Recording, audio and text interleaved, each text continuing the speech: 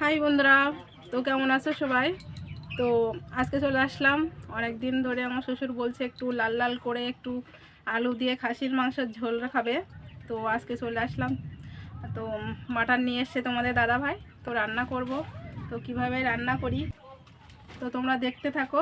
আমি কিভাবে রান্না করি তোমাদেরকে সবটুকু দেখাবো। তো এই দেখো, মাংসগুলো কিন্তু আমি আগে ধুয়ে দেখো হলুদ মাখিয়ে রেখেছিলাম। তো এবার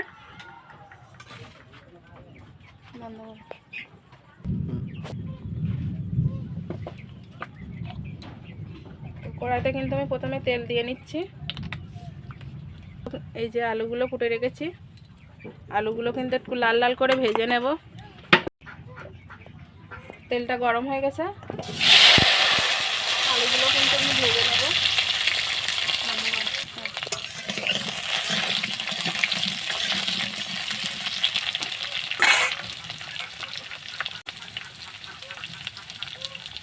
অল্প লবণ দিয়ে নিচ্ছি, একটু হলুদ,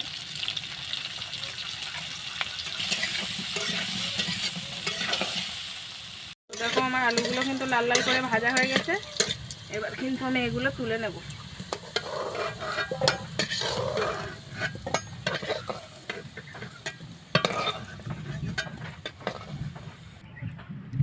ওই তেলে কিন্তু আমি আবার একটু তেল দিয়ে নিলাম মাংস বসানোর জন্য। তেল গরম হয়নি, তো তেলটা কিন্তু গরম হয়ে গেছে। আর এই দেখো দিয়ে নিচ্ছি গোটা তেজপাতা, আর এই যে শুকনো লঙ্কা, আর এই গরম মশলা, লবঙ্গ, এগুলো। তো তো এগুলো দেখো ভাজা ভাজা হয়ে গেছে।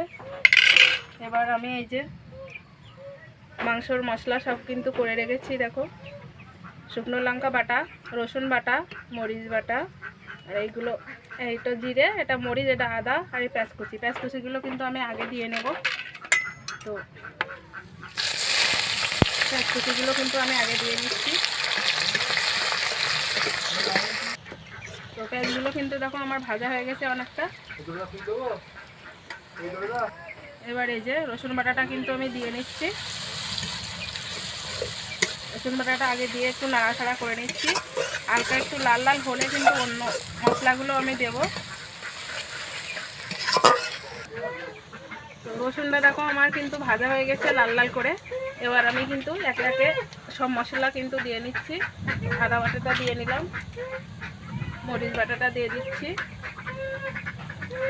এবার দিয়ে দেবো জিরে বাটা, তারপর দিয়ে দেবো শুকনো লঙ্কা। সব মশলা দিয়ে কিন্তু এবার সুন্দরভাবে আমি কষিয়ে নেব।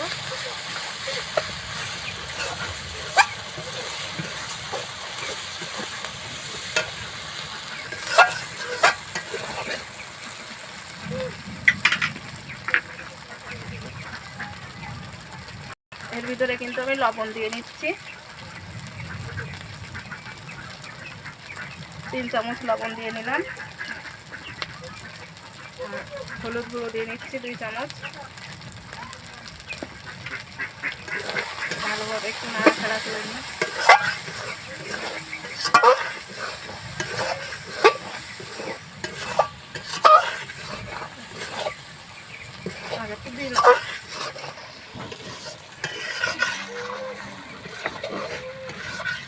কিন্তু কষানো হয়ে গেছে মশলাটা। এবার আমি মাংসগুলো কিন্তু দিয়ে দিচ্ছি।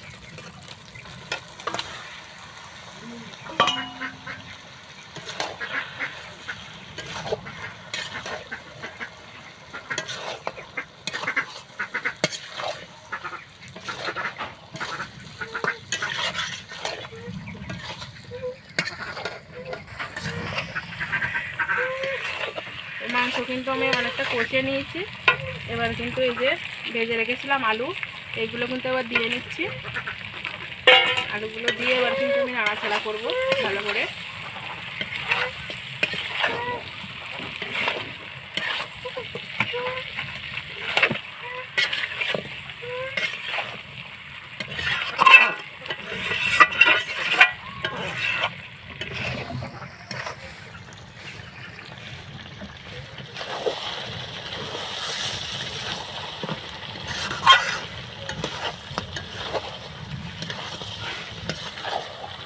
করে কিন্তু কষিয়ে নিতে হবে। দেখো তেল বেরোচ্ছে কিন্তু।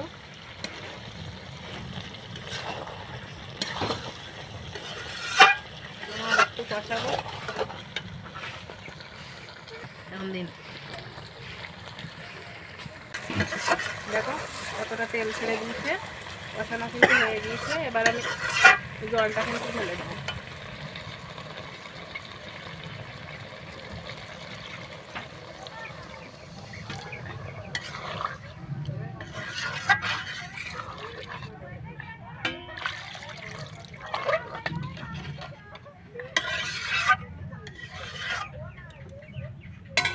মাংসটা কিন্তু ফুটে উঠেছে দেখো। ওদিকে খুব ঝড় বৃষ্টি হবে নাকি আজকে বলছে। সন্ধ্যা হয়ে গেছে, আমাদের কিন্তু খুব মেঘ হয়েছে, আকাশে মেঘও ডাকছে। দাদা ভাই বলছে নাকি আজকে সারাদিন ঝড় বৃষ্টি হবে। তো কারেন্টটা একবার যাচ্ছে আসছে, জানি না শেষ পর্যন্ত ভিডিওটা করতে পারবো কি না। তো যাই হোক, যেভাবে হোক করবো একটু। দেখো বন্ধুরা, আমার কিন্তু রান্নাটা হয়ে যাওয়ার মতন হয়ে গেছে। তো একটু পরে কিন্তু আমি এটা নামিয়ে নেব। নামানোর পরে কালারটা কেমন আসে তোমাদের দেখাবো। একটু ঝোলঝোলই করব, কারণ আমার শ্বশুরমশাই একটু ঝোলঝোলে খেতে ভালোবাসে। একটু ঝোলঝোলও কিন্তু নামাবো।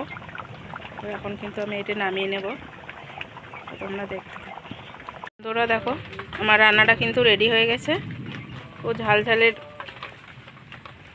ঝোল করে কিন্তু রান্না করেছি মাংসটা। আমি এত ঝোল রাখি না, কিন্তু শ্বশুরমশাই বললো যে ঝোল খাবে, ওই জন্য কিন্তু ঝোল করেছি রান্নাটা।